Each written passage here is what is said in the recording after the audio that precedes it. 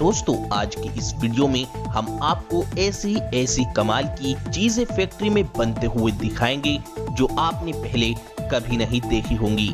इन चीजों को फैक्ट्री में कितनी तेजी से और किस तरह से तैयार किया जाता है, ये देखकर आपके होश तो जरूर गुम होने वाले हैं। दोस्तों इस वीडियो में आपको फुल मजा आने वाला है, इसीलिए इस वीडियो को लास्ट तक जरूर देखें। और हाँ, हमारी मेहनत के लिए इस वीडियो को अभी एक छोटा सा लाइक भी जरूर कर दें। तो चलिए बिना देरी करे बात करते हैं पहले नंबर के शटल कॉक से। दोस्तों शटल कॉक बनाने के लिए कंपनी सबसे पहले भारी मात्रा में हंस के पंख को खरीदती है और फिर इन पंख को सेम साइज में करने के लिए इन सभी पंख को एक एक करके इन्हें मशीन में लगा देती है।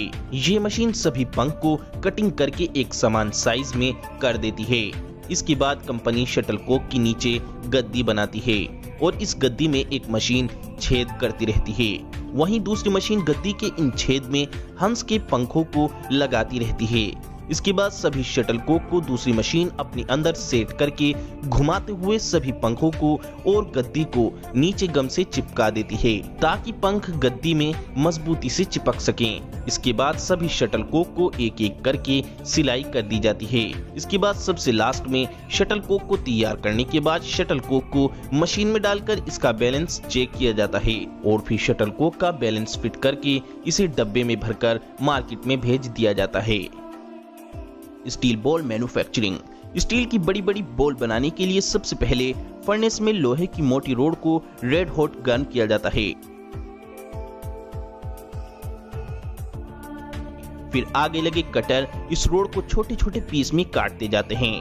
ये कटर घूमते हुए रोड को काटते हैं, जिस वजह से कटे हुए पीसेस घूमते हुए राउंड शेप में आ जाते हैं। फिर इन स्टील बॉल को कन्वेयर बेल्ट के जरिए आगे भेजा जाता है। यहाँ इन बॉल्स को ठंडे पानी में डुबोया जाता है और फिर फाइनली ये स्टील बॉल तैयार हो जाती है। Sport shoes making process.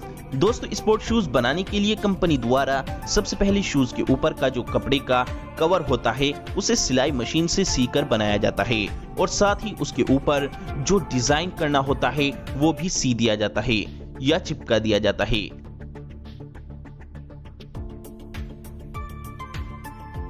उसके बाद शूज के ऊपर के कपड़े के कवर को कंपनी बने हुए सोल के ऊपर रखकर मशीन की मदद से प्रेस करके चिपका देती है और उसके बाद सबसे लास्ट में शूज में फीता डालकर आपका शूज पूरी तरह से तैयार कर दिया जाता है। Marbles making machine. दोस्तों मार्बल्स कांच की छोटी छोटी गोलियों को बोलते हैं जिन्हें हम कंचे भी कहते हैं। इन कंचों को बनाने के लिए सबसे पहले फैक्ट्री पुरानी कांच को खरीदकर उसे मशीन में डालकर चूरा बना लेती है। कांच का चूरा बनाने के बाद इस कांच को बड़े बड़े रिएक्टर में उबालकर पिघलाया जाता है। कांच के पिघलने के बाद कांच के लिक्विड को मशीन छोटी छोटी बूंद के रूप में टपकाती है और ये बूंद घूमते हुए रोलर के ऊपर गिरकर गोल शेप में आ जाती है। गोल शेप में आने के बाद ये रोलर पर से रुड़क कर ठंडे होकर कांच की गोली का पूरा रूप लेकर तैयार हो जाती है। इन्हीं कांच की गोलियों को हम मार्बल्स या कंचे बोलते हैं। दोस्तों किस किस ने बचपन में कंचे खेले हैं हमें कमेंट बॉक्स में जरूर बताएं। Leather ball making. दोस्तों लेदर की बॉल बनाने के लिए सबसे पहले लेदर की बड़ी शीट से लेदर के छोटे छोटे टुकड़े काट लिए जाते हैं। इसके बाद इन टुकड़ों को सिलाई करके सिया जाता है और लेदर के टुकड़ों को सीने के बाद इसे मशीन में रखकर गोल कर लिया जाता है। फिर इस टुकड़ों को रंगा जाता है। रंगने के बाद इस टुकड़े की खराब साइड को मशीन से काट दिया जाता है, जिससे लेदर की गेंद के ऊपर के गोल टुकड़े तैयार हो जाते हैं और फिर इन टुकड़ों की मशीन से सिलाई की जाती है।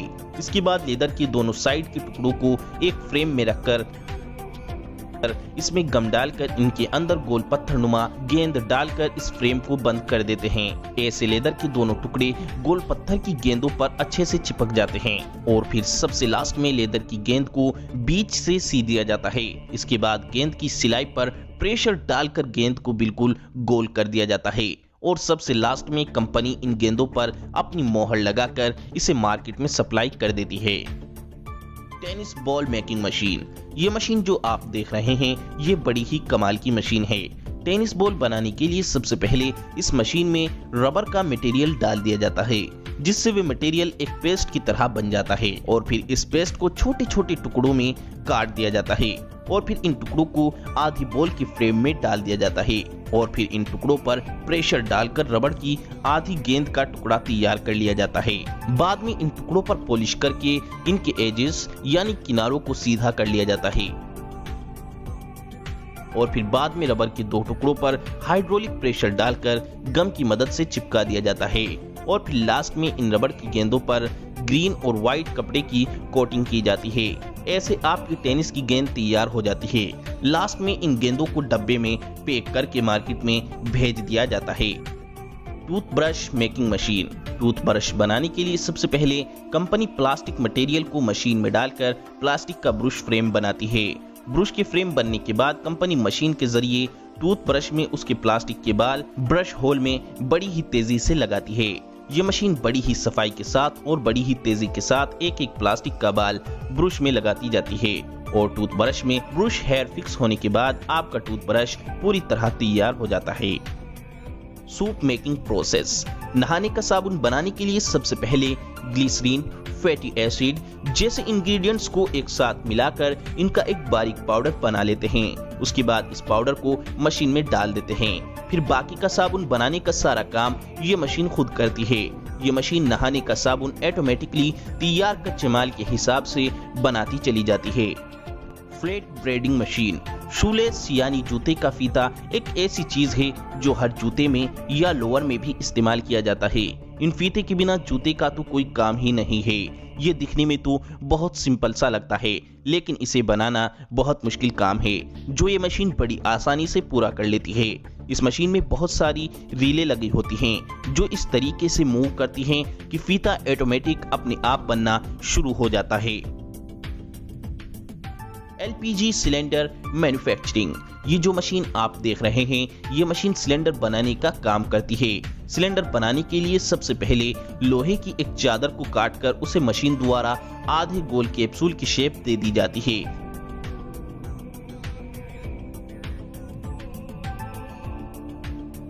इसके बाद कैप्सूल के दो हिस्सों को मिलाकर बीच से वेल्ड किया जाता है।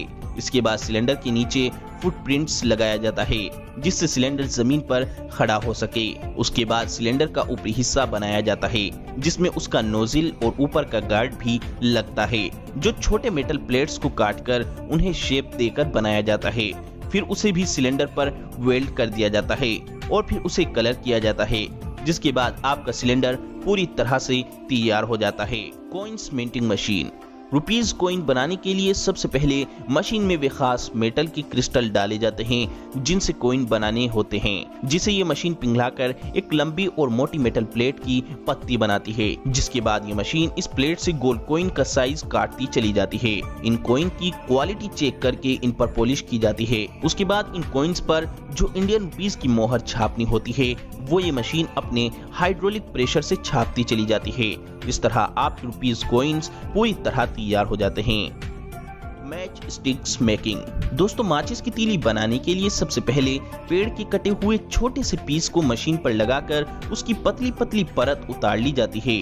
फिर लकड़ी की इस पतली सी परत के टुकड़ों को तिल्ली के छोटे छोटे साइज में काटकर माचिस की तीली बना ली जाती है। इसके बाद मसाले का एक पेस्ट बनाकर सांचे में लगी हजारों तीली को मसाले के पेस्ट में डुबो दिया जाता है।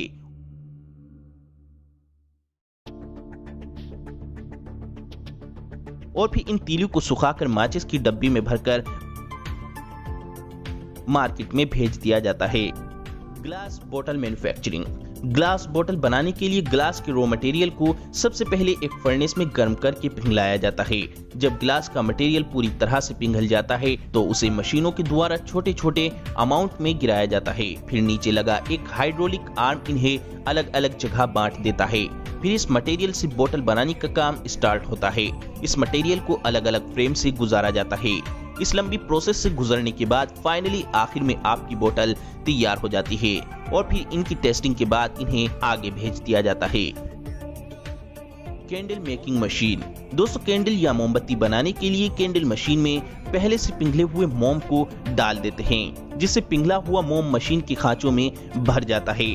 जो खांचे सेम कैंडल के आकार के ही होते हैं। इस मोम को खांचे में सूखने के बाद मशीन का एक बटन दबाकर सारे कैंडल को खांचे से बाहर निकाल लिया जाता है। बाद में इस कैंडल के अंदर धागा डालकर आपकी कैंडल तैयार हो जाती है। Tyre making machine. दोस्तों ये मशीन बड़े, मोटे और हेवी टायर बनाने का काम करती है। सबसे पहले इस मशीन में रबर और केमिकल की चीजों को अच्छे से मिक्स किया जाता है। उसके बाद उस रबर को रोलर पर चढ़ाकर रबर को मोड़कर टायर की शेप में मोड़ा जाता है। उसके बाद उस ट्यूब रबर पर एक मोटे रबर की परत या लेयर भी चढ़ाई जाती है। फिर सबसे आखिर में उसे एक बड़े मोल्ड पर रखा जाता है और उसे जोर से दबाकर प्रेस कर दिया जाता है, जिससे आपके बड़े वाहन का टायर पूरी तरह तैयार हो जाता है। दोस्तों हमने ये वीडियो बहुत ही कड़ी मेहनत कर बनाई है, इसीलिए हमें हमारी मेहनत का फल इस वीडियो को लाइक और शेयर करके जरूर दें और साथ ही इससे भी अच्छी वीडियो देखने के लिए इस चैनल को सब्सक्राइब करके घंटी को भी जरूर दबाएं।